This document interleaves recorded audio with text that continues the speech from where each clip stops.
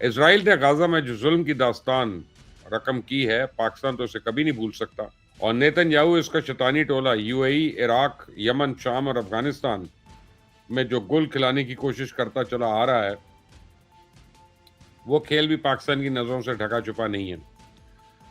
پچھلے سال آپریشن بنیاد المرصوص کے دوران اسرائیل نے بھارت اور افغانستان کے کندھے استعمال کرنے کی کوشش کی تھی، لیکن الحمدللہ ہم نے وہ کندھے ہی توڑ دیے تھے۔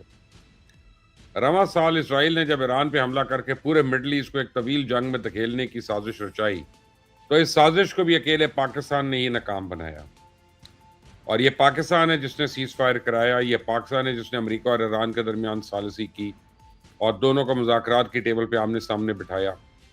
نیتن یاہو اور اس کے شیطانی ٹولے نے بار بار ان مذاکرات کو سیبوٹاج کرنے کی کوشش کی، لیکن وزیر اعظم شہباز شریف نے اپنی کوششیں جاری رکھی۔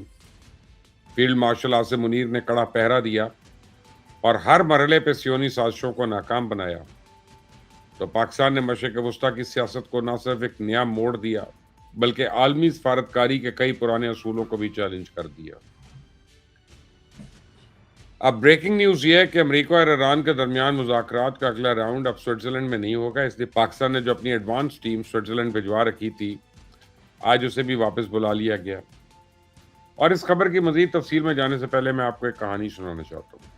یہ کہانی سن کر آپ کو پتہ چلے گا کہ عالمی سیاست میں پاکستان سے ٹکرانے کا انجام کیا ہوتا ہے۔ آپ کو یاد ہوگا کہ امریکہ اور ایران کے درمیان مذاکرات کا پہلا براہ راست راؤنڈ جو ہے اسلام آباد میں ہوا تھا، اور اس بات پاکستان کے ذریعے دونوں ممالک ایک دوسرے کے ساتھ تجاویز کا تبادلہ کرتے رہے۔ تو پاکستان کی کوششوں سے جب دونوں ممالک ایک فریم ورک پہ متفق ہو گئے تو اسرائیل نے ایک غلیظ چال چلی اور دوست دھاندلی کر کے معاہدے پہ دستخط کی تقریب کو اسلام آباد سے جنیوا منتقل کروایا۔ طے یہ ہوا تھا کہ معاہدہ بھلے جنیوا میں ہو لیکن اسے اسلام آباد ایکارڈ کا ہی نام دیا جائے گا، لیکن پھر اچانک نہ جانے کیا ہوا کہ معاہدے کی دستخطی تقریب جو ہے سوئٹزرلینڈ کے شہر جنیوا سے برگن اسٹاک منتقل کر دی گئی، اور مقررہ تاریخ سے ایک دن پہلے اس ممکنہ تاریخی تقریب کو بھی منسوخ کر دیا گیا۔ ایک لمحے کے لیے تو یوں لگا جیسے ہماری ساری محنت پہ پانی پھر گیا، لیکن میں آپ کو بتاؤں یہ کام امریکہ اور ایران دونوں کی مرضی سے ہوا تھا۔ اصل میں ایرانی قیادت کو شدید اندرونی دباؤ کا سامنا تھا۔ ایران میں مخصوص حلقوں کو اعتراض تھا کہ چونکہ ابھی تک شہید سپریم لیڈر آیت اللہ خامنہ کی تدفین نہیں ہو سکی، اس لیے ایرانی قوم اس وقت دکھ اور صدمے کی حالت میں ہے۔ ایسے میں اگر کسی عوامی تقریب میں امریکہ اور ایرانی قیادت مصافحہ کرتے دکھائی دیں گے تو اس سے عام لوگوں کے جذبات کو شدید ٹھیس پہنچے گی اور لوگوں میں اشتعال بڑھے گا، تو اس لیے ایران نے معاہدے پہ آن لائن دستخط کرنے کی تجویز پیش کی۔ پاکستان نے ایران کی اس تجویز کو ٹرمپ انتظامیہ کے سامنے رکھا اور ان کا یہ آخری مطالبہ بھی منوا لیا، اور اسرائیل کے اشارے پہ پاکستان کی مخالف لابی نے اس پہ نیا پروپیگنڈا شروع کر دیا کہ امریکہ نے پاکستان کو مذاکراتی عمل سے باہر کر دیا اور ایران کے ساتھ براہ راست ڈیل کر لی ہے۔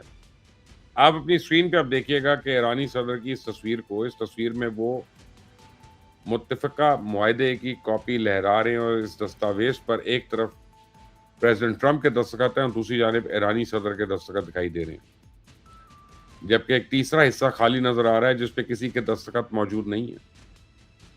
اب آپ اپنی اسکرین پہ دیکھیں کہ وزیر اعظم شہباز شریف کی اس تصویر میں معاہدے کی جو تصویر دکھائی جا رہی ہے، اس کے ایک طرف امریکن پریزیڈنٹ، دوسری طرف ایرانی پریزیڈنٹ، نیچے پرائم منسٹر شہباز شریف کے بطور ثالث سگنیچرز موجود ہیں، اور یہ تصویریں اسرائیل، بھارت اور افغانستان کے منہ پر زوردار چپیڑ ہیں، کیونکہ یہی تینوں مل کر یہ پروپیگنڈا کر رہے تھے کہ امریکہ اور ایران نے پاکستان کو ثالثی کے عمل سے باہر کر دیا۔ لیکن حقیقت تو یہ ہے کہ پاکستان نے اس قدر مہارت کے ساتھ اپنے پتے کھیلے کہ اسرائیل کا پتہ ہی صاف کر دیا، اور آپ میری بات لکھ لیں کہ امریکہ اور ایران کے درمیان مذاکراتی عمل میں اب اسرائیل کا کوئی کردار باقی نہیں رہا۔ حافظ صاحب نے تو نیتن یاہو کی اس پوری گیم کو بے نقاب کر دیا اور اس کو مکمل آؤٹ کر دیا۔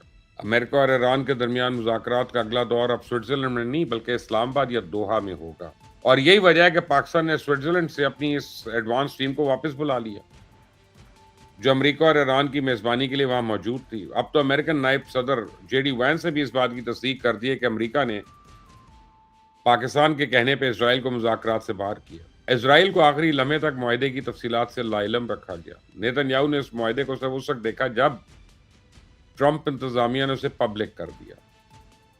اور اس تاریخی بے عزتی پر نیتن یاہو اور اس کا ہواری ٹولہ غصے سے پاگل ہو چکا ہے۔ اسرائیلی وزراء اور میڈیا تو دن رات باشگاف یعنی واشنگٹن کے خلاف نعرے اگل رہے ہیں۔